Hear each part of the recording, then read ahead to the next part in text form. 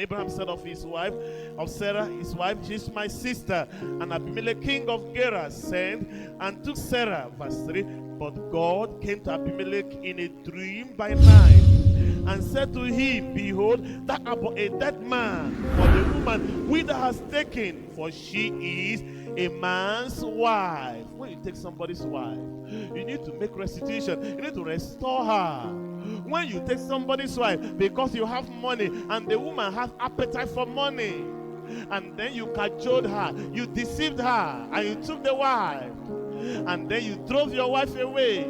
If you say you have repented, you need to restore that man's wife. And so God said, you'll be a dead man if you do not return Abraham his wife. Verse number 4. But Abimelech had not come near her, and he said, Lord, wilt thou also slay also a righteous nation? Said he not unto me, she is my sister, and she herself said, is my brother. In the integrity of my heart and innocence of my hand have I done thee. Even when you did in the integrity of your heart, even when you did it without perfect knowledge, God had revealed his will to you. He wanted to settle it. When you did it, you are ignorant. So you thought you were doing what other people were doing.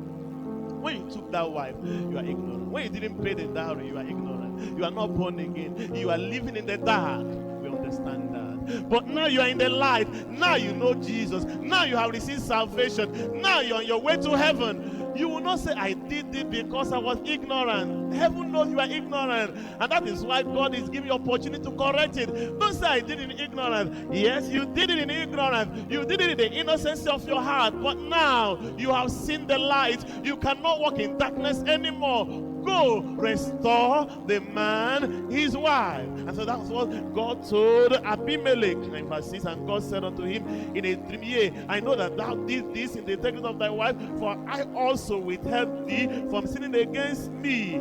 Therefore, so far I did not to touch her. In verse 7, now therefore, even though you did it in innocency, even though you did it without knowing what you did, even though you did it because that was how sinners operated, now therefore restore the man his wife. Maybe you're the one that took somebody's husband. Restore the woman her husband.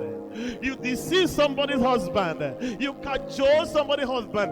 And you so tantalize somebody's husband that he forgot he has wife at home. And he's pouring everything on you. You are even bragging. You say, I took his wife. I took his husband. You see yourself as a strong woman. That's in the word. You're a sinner. When you did that, now you claim you're a believer. Restore the woman her husband. That's the demand of God, even before the law was given. And so in verse 8, now therefore restore to the wife his wife, for he is a prophet, and he shall pray for thee, and thou shalt live. And if thou restore her not, if you say, I will not obey, I'm born again is enough. I can still wear his shirt, I can still take his shoe, I can still run away with his money. After I'm born again, if thou will not restore the man his wife, he said, for thou shalt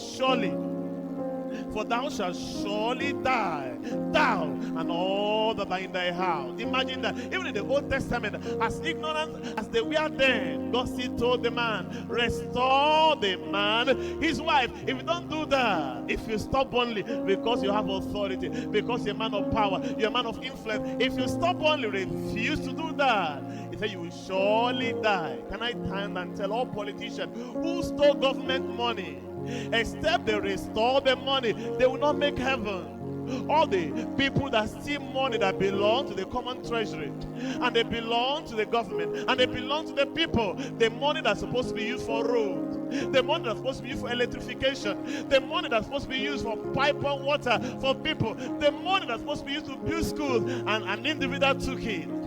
A local government man took it, and a president took it, or a governor took it, a senator took it. He will face the wrath of God.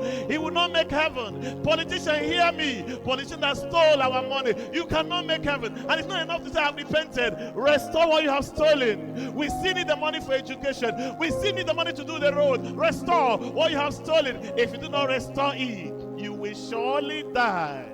You will surely end in hell. You will surely perish at the end.